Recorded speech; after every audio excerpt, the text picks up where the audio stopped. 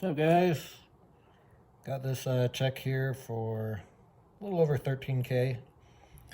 So this is just a recent deal we did, and wanted to tell you a little bit about it, give you a little bit of the backstory on how it came about. So this was a mortgage overage for one. Okay, I'm just tracking foreclosure sales, and I believe the total overage was around 42,000-ish. Okay. Now, we actually didn't recover the full amount, and we actually were not expecting to receive, we weren't expecting to recover more than about 20,000. Now, why is that? There were liens on this property. There was I believe a second mortgage, a small one, as well as a judgment lien owed to an individual. Here's what ended up happening. We did our due diligence, we did our research right of the title to discover those liens, and we made the decision that we were going to move forward despite those liens. Now, what ended up happening is only one of the lien holders came forward with a claim, and it was the smaller of the two. So we actually recovered over $30,000 for our client, and in that process, we were able to take home $13,000 of that total recovery. So, bottom line is, it's very good, guys, to do your due diligence. Very important to do that so that you are aware of any lien holders and so that you can make an informed decision moving forward. Now, why did we move forward with this one? The reason why was because even if all of the lien holders came forward and claimed their surplus, there would still be some money left over there for us to recover for our client. So in that case, it was pretty easy decision, right? Knowing that information.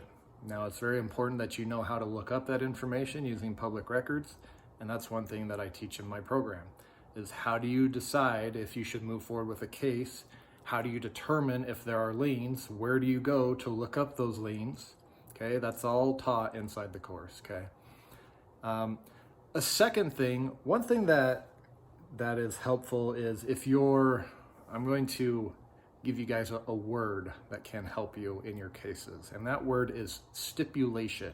Okay, a stipulation is basically just a fancy term for an agreement. Okay, and that's actually another thing that we did in this case. Was my attorney reached out to the lien holder who had filed their own claim. They filed without an attorney, and my attorney just reached out to them and said, hey, listen, we noticed you filed a claim. We have no opposition against your claim. Would it be all right with you if we filed a proposed order with the judge authorizing the court to pay what you are owed and then give us the remainder of the money? And they had no issue with that. And we put it all in writing, okay, that they were agreeable to us receiving our portion after they got what was owed to them. Okay, that's just an example of a stipulation.